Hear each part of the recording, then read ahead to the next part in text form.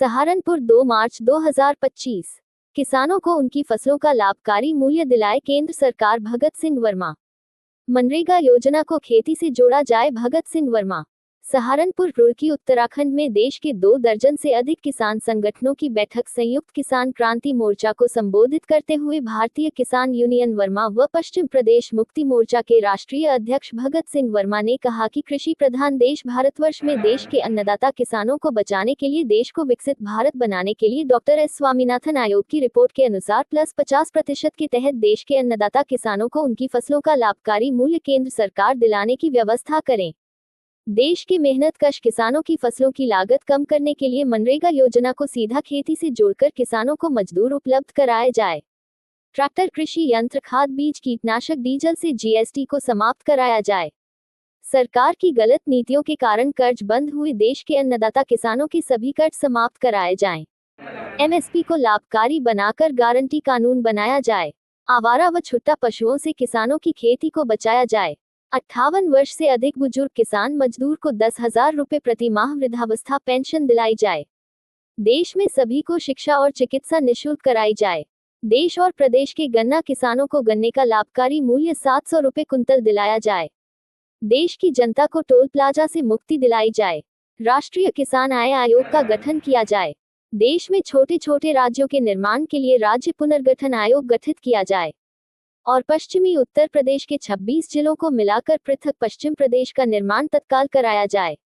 भगत सिंह वर्मा ने कहा कि देश के अन्नदाता किसानों की क्रय शक्ति बढ़ाने से ही देश आर्थिक रूप से मजबूत होगा। किसान बचेगा तो देश बचेगा। किसानों की उन्नति से ही देश विकसित भारत बनेगा। आज लुटियंस जोन दिल्ली में बैठे हुए नेताओं की किसान गरीब विरोधी नीतियों के चलते देश में गरीब और गरीब हो रहा है और अमीर होता जा रहा है, जो देश की स्थिति के लिए अच्छे संकेत नहीं है। संयुक्त किसान क्रांति मोर्चा की बैठक में भारतीय किसान मजदूर संयुक्त मोर्चा के राष्ट्रीय अध्यक्ष चौधरी शाह आलम, भारतीय किसान यूनियन एकता के राष्ट्रीय अध्यक्ष एडवोकेट फरमान त्यागी, पदम सिंह रोड के अध्यक्ष सचिन तोड़ा, भारतीय किसान यूनियन स्वतंत्र के राष्ट्रीय अध्यक्ष डॉक्टर तरुण शर्मा, भारतीय किसान यूनियन सवे के अध्यक्ष विकास शर्मा, जय जवान जय किसान लोक शक्ति के राष्ट्रीय अध्यक्ष सत्यभान चौहान, भारतीय किसान यूनियन रोटा के राष्ट्रीय अध्यक्ष चमन सिंह प्रधान आदि ने भाग लिया। भवदीय रामकुमार नेता, राष्ट्रीय महासचिव। संगठनों के राष्ट्रीय अध्यक्ष जी, समस्त हमारे बहुत जुझारू कार्यकर्ताओं, देखिए आज बहुत विषम परिस्थिति है और विशेष रूप से किसानों के लिए। भारत एक कृषि प्रधान देश है, लेकिन दुर्भाग्य है कि किसानों को उनकी फसलों का लाभकारी मूल्य न मिलने के कारण किसान आत्महत्या करने को मजबूर है।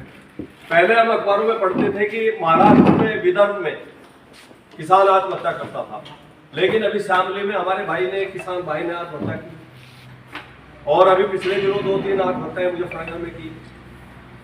तो इसलिए जो है किसान बहुत घोर संकट से गुजर रहा। अब उसके लिए कुछ संगठन भी, जो किसानों के कुछ संगठन है, वे भी सीधे सीधे जिम्मेदार हैं।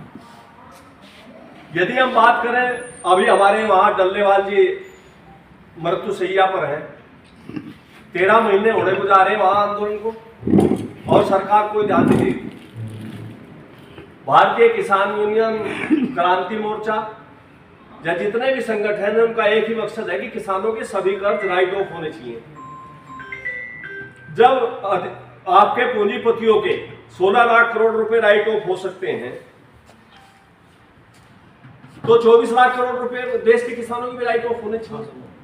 और सबसे जरूरी जो है वो ये है कि किसानों को उनकी फसलों का लाभकारी मूल्य मिलना चाहिए। यदि हम बात करें 1967 को आधार वर्ष माने, तो उस हिसाब से तो 10,000 रुपए कुंटल गेहूं आपका बैठेगा, कपास बैठेगी 25,000 रुपए कुंटल, सोयाबीन भी 8-10 हजार रुपए कुंटल बैठेगी।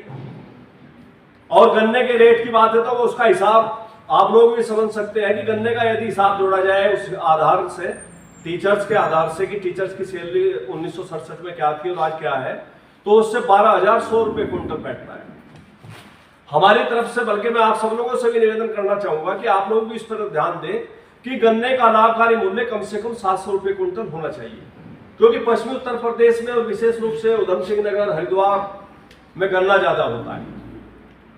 तो गन्ने की बहुत समस्याएं हैं, चीनी मिलों की मर्जी है। अभी हमारे भाई आंदोलन कर रहे हैं सचिन जी, इकबालपुर चीनी मिल पे उसने कई वर्ष पहला भी गन्ना भुगतान नहीं किया, जबकि शुगर कंट्रोल ऑर्डर 1966 कहता है कि 14 दिन में गन्ने का भुगतान करें, वरना 15% किसानों को ब्याज दें। ऐसा आज पूरे देश की चीनी मिलों पर आप ये समझिए कि 35,000 करोड़ रुपए अकेले ब्याज बका है। उत्तर प्रदेश के अंदर 18,000 करोड़ रुपए ब्याज बका है। तो बहुत सी समस्याएं हैं। एक बात जो हम लोग जो है बहुत तेजी से उठा रहे हैं वो ये है कि मनरेगा योजना को सीधा खेती से जोड़कर किसानों को मजदूर उपलब्ध कराए जाए।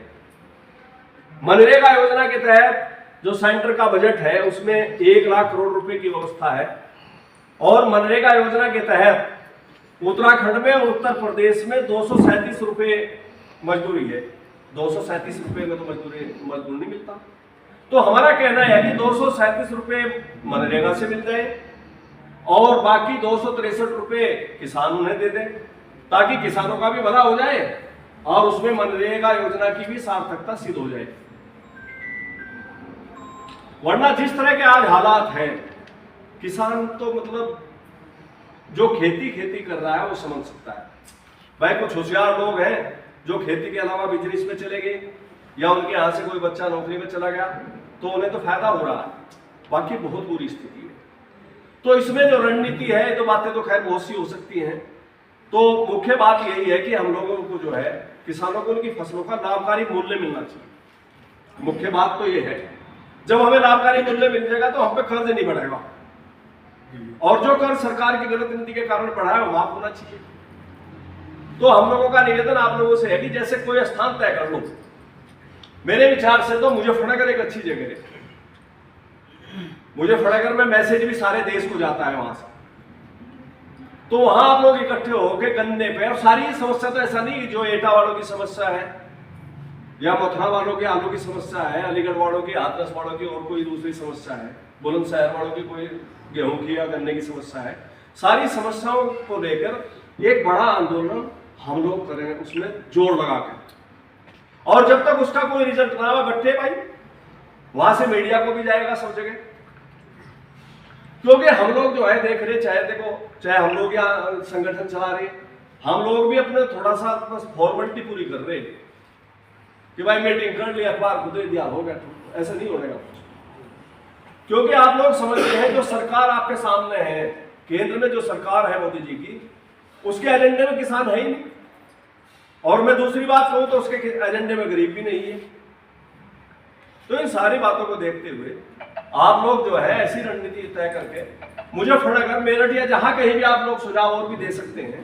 एक आंदोलन 15 दिन के बाद, कभी भी 20 दिन बाद, 25 दिन बाद, जब आप लोग चाहे उनमें सारा एक जो है साझा न्यूनतम कार्यक्रम बना लेंगे, अपनी सारी समस्याएं अपने जिलों की, क्योंकि कुछ समस्याएं ऐसी है जैसे मैनपुरी की समस्या शायद मुझे ना पता हो, गोरखपुर के किसानों की समस्याओं के बारे में हो सके मुझे बेहतर जानकारी ना हो, तो सारी समस्याओं को भी हम लोग इकट्ठा करते हुए एक बड़ा आंदोलन जब आप लोग चलाओगे तो लोगों को लगेगा कि यार ये इन्होंने जो है जितने भी संगठन हैं, भाई भले छोटे छोटे संगठन है पर इन्होंने इकट्ठे होकर एक सही बात की है, और सही बात के लिए लोग डर रहे हैं, क्योंकि विश्वसनीयता का भी सवाल है। आज किसान संगठनों की विश्वसनीयता भी बहुत कम होती जा रही है, जो निश्चित रूप से गंभीर विषय है सभी के लिए, देश के लिए भी गंभीर विषय है। क्योंकि सबसे पहले तो मनुष्य के जीवन में ऐसा थोड़ा ही, देश को आजादी शहीद आजम भगत सिंह ने ऐसी दिलाई थी, अशफाकुल्लाह खान ने, चंद्रशेखर आजाद ने ऐसी थोड़ी ही अपने को बलिदान किया। उन्होंने तो इसलिए बलिदान किया अपने को कि एक दिन देश आजाद होगा, सब खुशहाल होंगे, उन्नतिशील होंगे, सबकी जेब में 10 पैसे होंगे। और ये तय है कि जब तक किसानों की परचेजिंग पावर नहीं बढ़ेगी इकोनॉमिक रूप से, देश मजबूत नहीं हो सकता। जो दिल्ली लुटियंस जोन में बैठे हैं लोग, उन्हें शायद इस बात का समझ नहीं आ रही है।